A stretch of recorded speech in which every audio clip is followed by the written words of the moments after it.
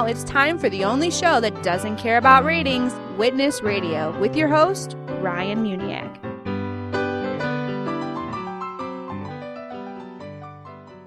Welcome to the show. Go to witnesstalkradio.org for more episodes and to leave feedback. Tomorrow is the 42nd anniversary of Roe v. Wade, which legalized abortion in America. Abortion is the murder of unborn human children, and our country says that it's okay if you choose to slaughter your child so that you won't be inconvenienced. In fact, President Obama is vowing to veto a Republican-backed bill that would ban abortions after the first 20 weeks of pregnancy, saying that the abortion bill is an assault on women's right to choose and unacceptably restricts health and reproductive rights. Our country is in sad shape. Even if this bill were to pass, abortions would still continue. Politics will not stop abortion. A changed heart through the gospel of Jesus Christ is the only thing that will abort these atrocious acts. What are your thoughts on abortion? Do you think it should be illegal, illegal? I think it should be legal. I think it should be the woman's choice. Okay. And what makes you decide that it should be the woman's choice? I think there's a lot of factors into what could make someone want to have an abortion, like things like rape. Like there should be instances where women should be allowed to choose to not have a baby because it could be born into a situation that would just not be good for them. Okay. Good for them or good for the baby? Good for the baby. Okay. So now, what exactly happens during an abortion? I don't know the exact process, but just getting rid of the fetus inside a woman. Okay. So, going back to a statement that you said before, you want the baby to have a better life, and that's why people choose to abort, correct? Yes, like if a woman isn't financially stable or isn't going to be able to provide for it, or if it is something that comes from rape and the woman doesn't have like an attachment to the baby when it's born because of the situation she was in, I think that should be her right to not have the baby so that it's not born into circumstances that wouldn't be good for it growing up. So instead of having the baby and it having a difficult life, you say that it would be better to destroy the life or to kill the baby before it's born. I think that it can go both ways. Personally, I wouldn't have an abortion, but I can see how I just think that it should be someone's choice. So, what about the baby? Should the baby have a choice? Yeah, it's not born yet, so it can't make the decision. Right. Well, put yourself in, so to speak, in the baby's shoes. You've just been conceived. You're about 20 weeks along, and you overhear your mom outside the womb thinking about having an abortion. What would you say? I don't know. I think it's a 22-month-old fetus. I don't think that it could make that decision, or I don't know. I think that would be I think that's the woman's choice. It's in her body, and it isn't capable of making a decision like that at that point. So now, when would you say it's past the time that you shouldn't have an abortion anymore? Would you say, abortion should be legal up to birth, up to second trimester, third trimester? Not far along in the pregnancy. I don't think that it should be all the way to birth. Definitely, once it starts to develop more, then I think it starts to be wrong. So, maybe if the baby's got a heartbeat? At that point, I think that a woman shouldn't do that. But in the very beginning, I think that it should be her choice before it goes along further. Well, you may not know this, but a baby in the womb begins having a heartbeat at 6 weeks after conception. And most people don't even realize they're pregnant until after that time. Mm-hmm. Yeah, so I think that, I don't know, I think it should be a fast decision. Okay. So basically what you're saying is to kill the baby before they grow up too big. Mm-hmm. Yep. You're listening to Witness Radio. Lecrae is a Christian rap artist that has dealt with the sin of abortion in one of his songs. Listen to this conversation that he had recently with Pastor John Piper. I remember back in '02, I was in school and acting a fool. My soul got saved, my debt had been paid, but still I kept running off with my crew. Sex on my brain and death in my veins. I had a main thing, we stayed up to 2, smoking. Waking and baking, we naked, my body was loving it, soul was hating it. And time after time, our bodies grew close. The girl was so fine. She had a heart. We heard a heartbeat that wasn't hers or mine. The miracle of life had started inside. Ignored the warning signs. Suppressed that truth I felt inside. I was just having fun with this. I'm too young for this. I'm thinking me, myself, and I. Should I sacrifice this life to keep my vanity and live nice? But she loves and trusts me so much that whatever I say, she'll probably oblige. But I was too selfish with my time. Scared my dreams were not going to survive. So I dropped her off at that clinic. That day a part of us died. So, yeah. And it's true. It's a true story, yeah. I mean, it's kind of all, young man trying to figure out what I was going to do with my life. Hadn't finished school. And I had met the Lord, but just was still trying to get my footing in terms of walking with Jesus. And I could tell all kind of, there's so much that happened. Like I literally was in the middle of that relationship. I was feeling the conviction. I felt like God was giving me opportunities to, escape. And, we're doing drugs. We're engaged in sexual activity consistently. And I really, at that time, I thought that I had believed an urban myth that if you consume enough drugs, you will be sterile. And so I just, thought that, we'll never get pregnant because, I was my ignorance at the time. I remember we were both working at a at a call center, and we went out for our smoke break, and she hesitated to smoke the cigarette. And I was just kind of like, what's going on? And that's when she let me inform me, that she was pregnant. And so, it was a really, I will say I was very, had it not been for the spirit of who I was suppressing, the conviction of the spirit with drugs and alcohol, I don't know if I would have felt anything. I was so callous and so hard-hearted, that it was almost second nature to say, we're going to get an abortion. And she was actually wrestling with the idea. And I did. I could sense the Lord impressing upon me like, hey, not okay. But I was like, I'm so self-centered at this point in time and not God-centered at all that it was just kind of like, let me shut in that. And it wasn't even a question. It was just more of me convincing her that this was the right thing to do. And there's a lot I could. We were talking a few minutes ago, and the part that was so moving to me was that evidently there are stages along the way for getting breakthroughs about this or getting over it where you were going through some old pictures or something, come to terms with your wife. What happened there that needed to happen in order for you to move forward? Yeah, so after the abortion, I really pretty much shut it out of my mind and really, literally to the point where, it's shameful, but, I ignored all her calls. I quit dealing with her altogether. The last time I saw her, I remember her being curled up on her bed crying.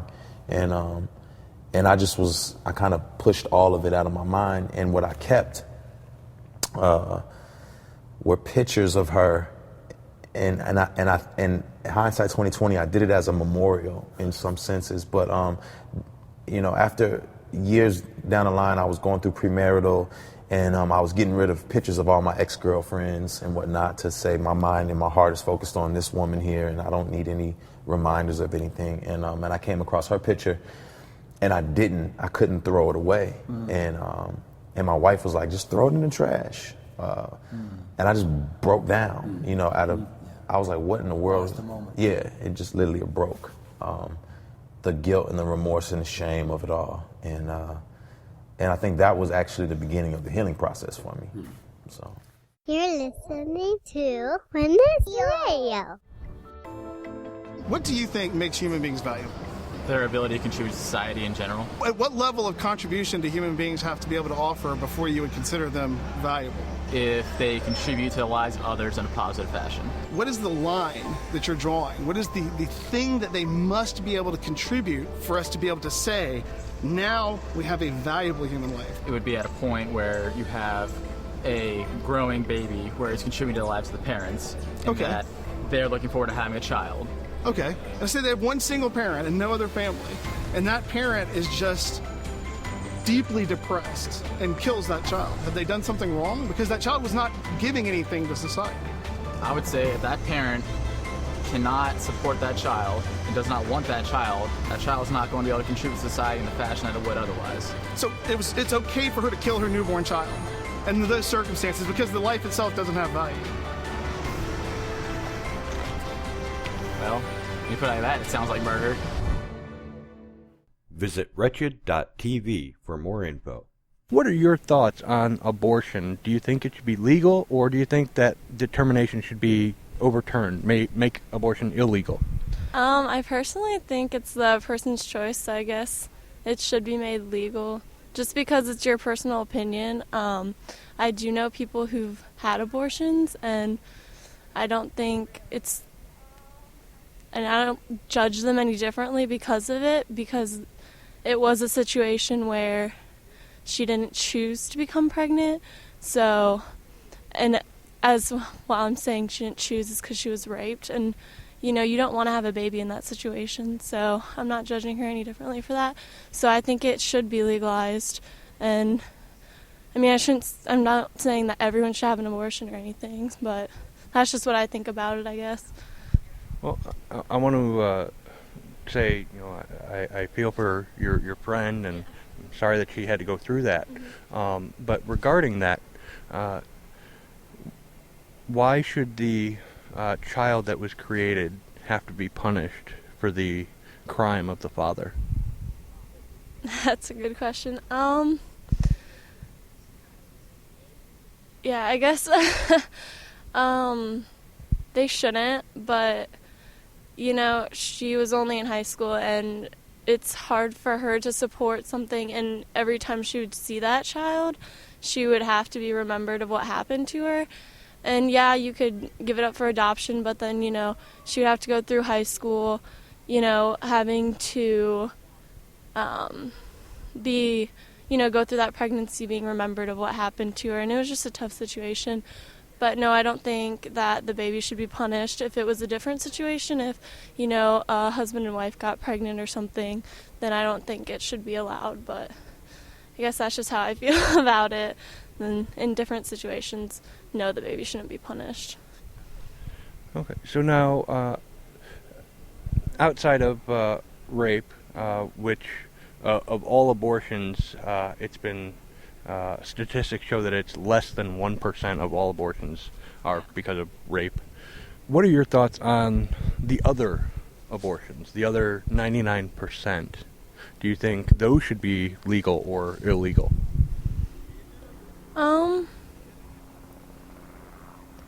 I personally just think that,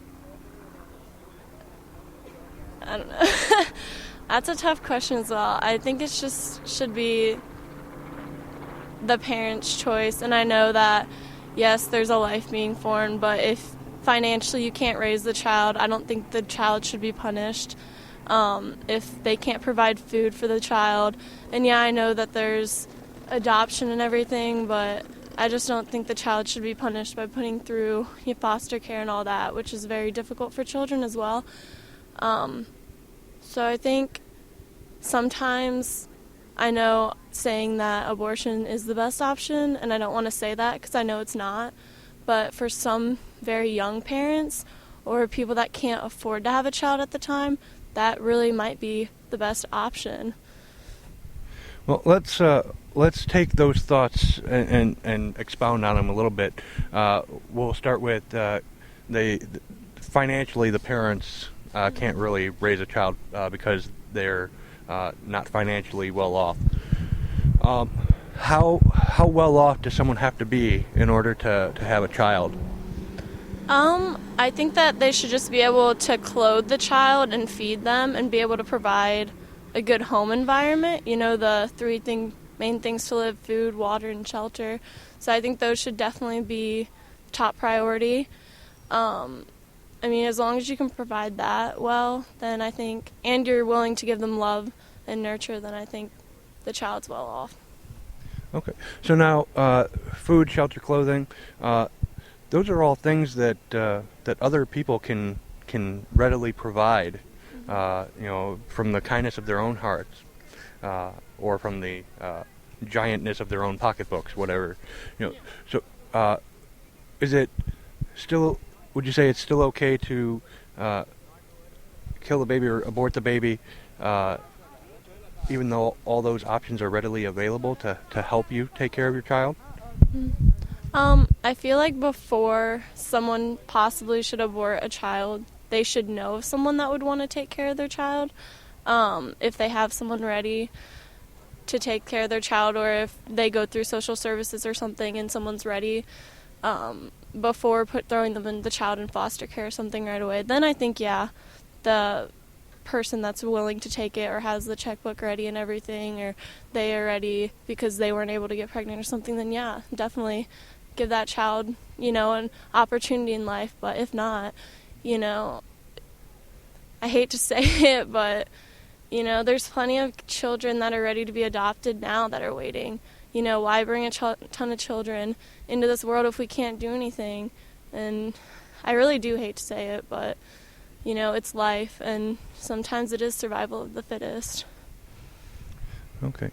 So, to sum it all up, it's okay to murder a baby in the womb if you're poor, right? I hate to say that, too. I don't want to say if you're poor because, people that aren't financially stable can also be loving parents and everything, but if they think that they aren't capable, then, and if that's their best option, then I'm not going to judge them or anything if that's going to be their best option. Right. And I'm not asking you to judge anybody. We're trying to stay focused on the act of abortion itself. When someone who's poor gets pregnant, it's better to kill the baby than to give them life and do their best to give them all that they need, even if they need to ask for help from other people. It's better to kill the baby?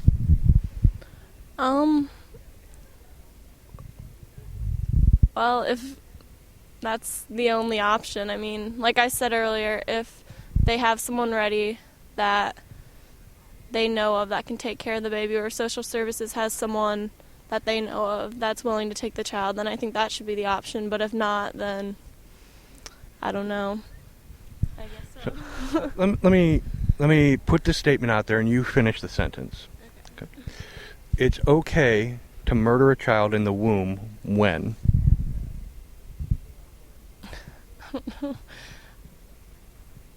When the parents aren't financially or capable of taking care of the child, and no one else is willing to or capable or able to take care of that child. So it's okay to murder a child in the womb when people are financially unstable. Or not willing to take care of it. Or not willing to take care of it instead of giving it to up or adopt. Yeah. So, would you say that it's more loving to adopt the baby out, let the baby live, or to murder the baby which is more loving? I would let someone adopt the baby if I knew of someone, depending on the situation. So then you're saying that it would be more loving to have the baby adopted than to murder the baby? Yes, correct.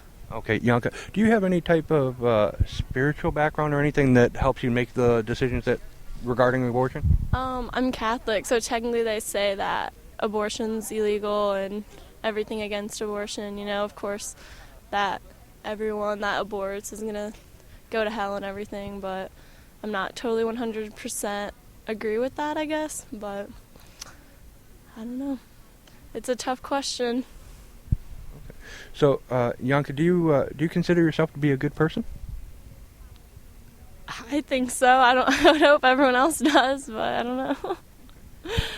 Well, it doesn't really matter what everyone else thinks, because on the day of judgment, when you die, you're going to stand before God. Exactly. So it really only matters to Him whether you're a good person. Mm-hmm. Okay.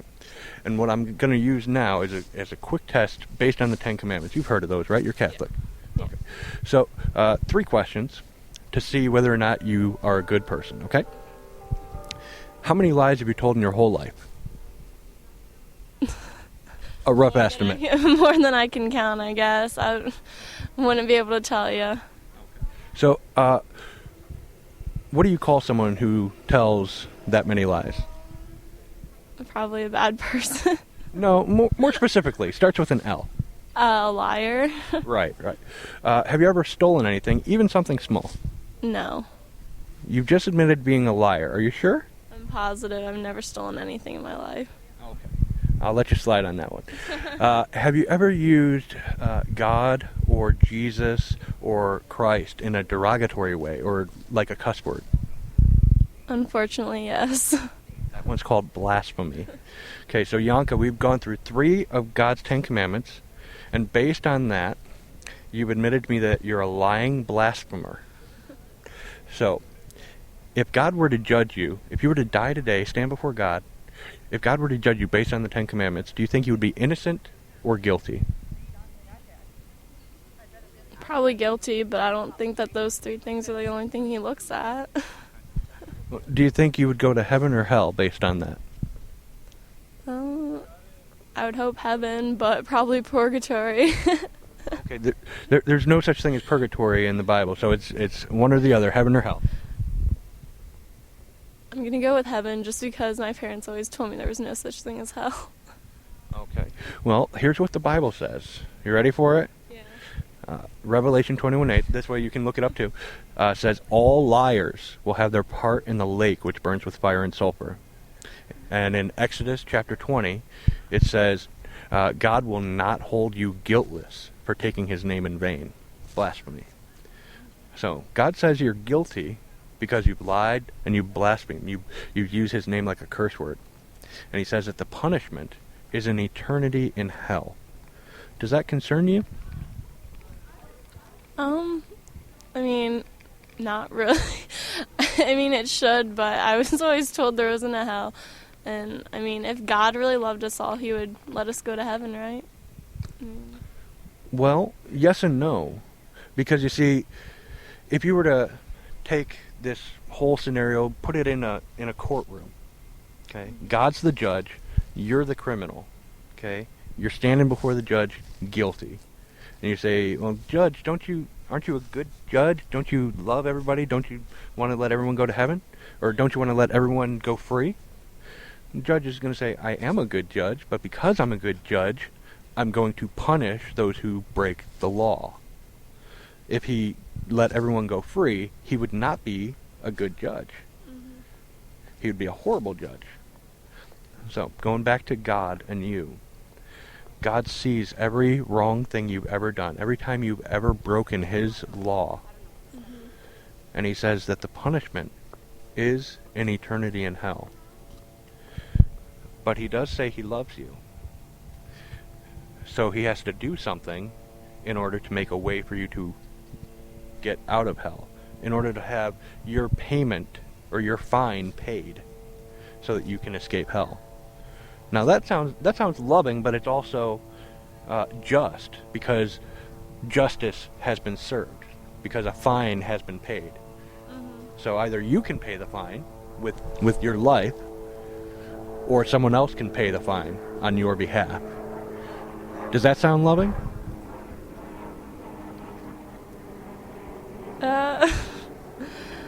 That's a good question. Well, let me tell you this. You're Catholic, so I'm sure you've heard about Jesus. Yeah. God's Son, actually God in the flesh. He lived a perfect life. He never lied. He never used God's name in vain. And then he died on a cross. He was punished on the cross, not because he deserved it, not because he broke the law, but because you broke the law. He died to take your place. The punishment that you deserve was put upon him. But then he rose again 3 days later. He died on the cross, rose from the grave, defeating death, defeating hell, proving that he was God, proving that he could offer forgiveness of sin. But he says that in order for you to have his payment credited to your account, you have to do something, and that's repent, which means to turn away from sin, turn away from lying and using his name in vain, turn away from all sin, and turn to God. Turn your heart away and turn it towards God by putting your trust, not just believing in him, but putting your trust in Jesus Christ and what he did on the cross. He says when you do that, he'll give you a new heart with new desires. He'll make you a new creation. He will grant you eternal life, and he will let you escape from hell, the hell that you deserve and I deserve and everyone else deserves. But he says he loves you, and he wants you to be with him in heaven. So he sent his own Son to die on the cross to take your place. And he offers it to you freely, as long as you meet his conditions. Now, would you say that that's a loving thing to do? Yeah. So let me ask this question: would it be more loving to do what Jesus did, to pay your fine, offer you eternal life, or would it be more loving to just say, I'm going to send her to hell. She broke my laws. She's guilty. I'm not going to pay her fine. I'm just going to send her to hell. What's more loving? To do what Jesus did. To offer life instead of death.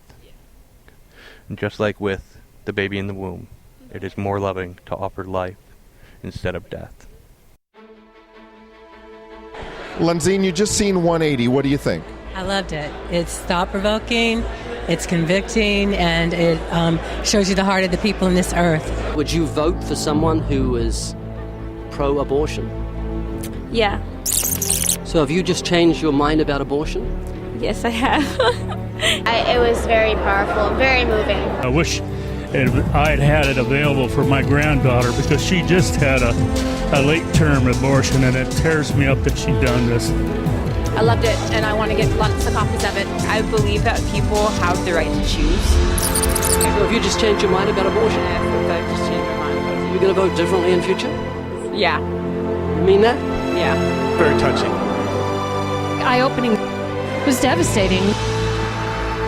This is a powerful, powerful message, and it's a must-see for everybody. It was life-changing and world-changing. I think it's one of the most incredible tools I've ever seen. All I can say is I want to be involved in handing it out to as many people as I can. Go to 180movie.com for details. Until next time, the fields are ripe for the harvest. So what are you waiting for? Get out there and share your faith. May God bless you.